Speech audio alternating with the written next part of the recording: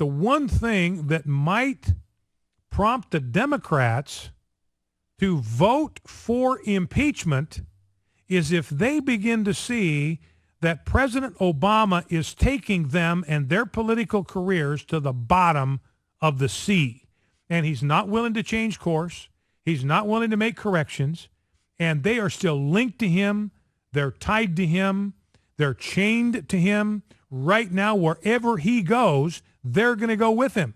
If he and Obamacare are going to the bottom of the seabed, then right now, because they are attached to him, they're going down with him. What matters to them in November of 2014 is getting reelected. And that's paramount to them. That is job one. That is priority one. If they begin to think that President Obama represents a liability, that he could actually precipitate this massive catastrophic defeat for them at the polls, they might be motivated to try to do something about that. We have got to remove this guy from office. We've either got to repeal Obamacare. If he won't go along with that, then we may have to just clean the slate for him. The Democrats might impeach Obama, is what Bryan Fischer is saying. Dude, that's not going to happen. That's not going to happen. And by the way, even if, let's say Obama did get impeached, clearly it wouldn't be by the Democrats, but if he did get impeached and let's say he stepped down, all that stuff, he would be replaced by Joe Biden. And then the Republicans would be even more angry and even more outraged and, you know, would be like, why did we impeach Obama in the first place? We got Joe Biden, who's arguably more liberal than President Obama is. So what are you talking about? It's like when people back in the day, you know, said Bush should be impeached. Technically, yes, Bush should be impeached for, you know, all of his high crimes and misdemeanors, but then you get Cheney. Would you really want Cheney's hand on the steering wheel of the nation? That's probably the last person who should have it there. I mean, Bush was his puppet the entire time anyway, but to make it official is like an extra layer of scary.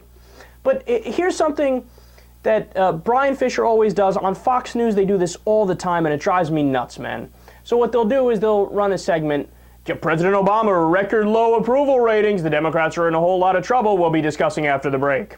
And then they'll give the numbers. There was one poll that had him at 42% approval. I think in one poll he was even in the 30 some odd percent, 38, 39% or whatever it was, right? And then they'll pile on and on and on and on about, oh, this is bad for the Democrats, bad, bad, bad, bad, bad, bad, bad, bad, bad, bad, bad, bad, bad, bad, bad, bad, bad, bad. And then what do? They completely and utterly disregard the other half of the picture, which is how are the Republicans doing in the polls. So while President Obama is hovering around 40% approval, which isn't good, granted, the Republican Party is at 24%. Funny how you left that out, Fox News. Funny how you leave that out there, Bryan Fischer. You're going to have to impeach Obama. It's unpopular. People don't like it. Don't like it. Really? Well, people don't like the Republicans more. So shouldn't all of them get impeached as well by your own logic? And then look, man, here's another example. I never understand how the right-wing hosts never have to answer for their inaccuracies. They never do. They never do. You remember this? On the Romney's going to win big front, a mess of political experts like George Will, who's calling for Romney to win 321 electoral votes in a landslide. I guess the wild card in what I've projected is I'm projecting Minnesota to go for Romney. And Larry Kudlow is going even bigger. And I am now predicting a 330 electoral vote landslide. Yes, that's right. George Will is still giving his political opinions as an expert. Larry Kudlow still has a show on CNBC, still considered a financial and political expert. What they did is the equivalent of a brain surgeon walking in and removing somebody's gallbladder. No, it's not like you were, hey, here's my prediction and I was close, but I just barely missed. No, you were exactly incorrect. You flipped it exactly the wrong way. It was an Obama landslide. I am predicting a Mitt Romney landslide. I think it's going to be a Mitt Romney landslide for George Will and for Larry Kudlow. No, you have to understand something, man, and this is what separates the people on the left from the people on the right.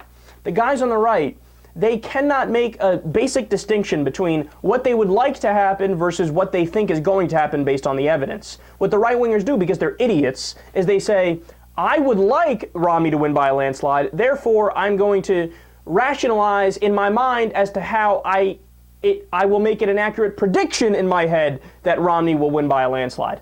But that's how stupid people act.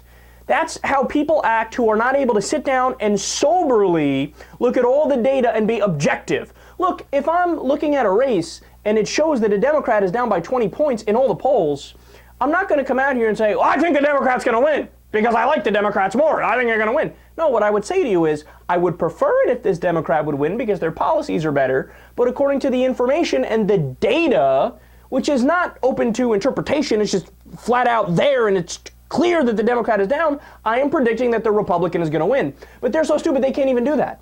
All of the polls, well, not all, there were, how many polling companies are there? Almost 30 polling companies. There were 2 or maybe 3 at most that had Romney close or just slightly ahead. All the others had Obama by a mile.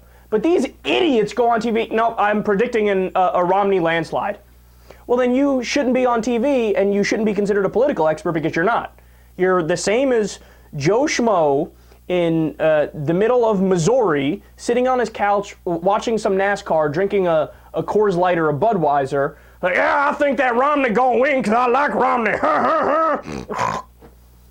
That's who you are. That's what you are. That's what you are. And look, you should have to answer for that.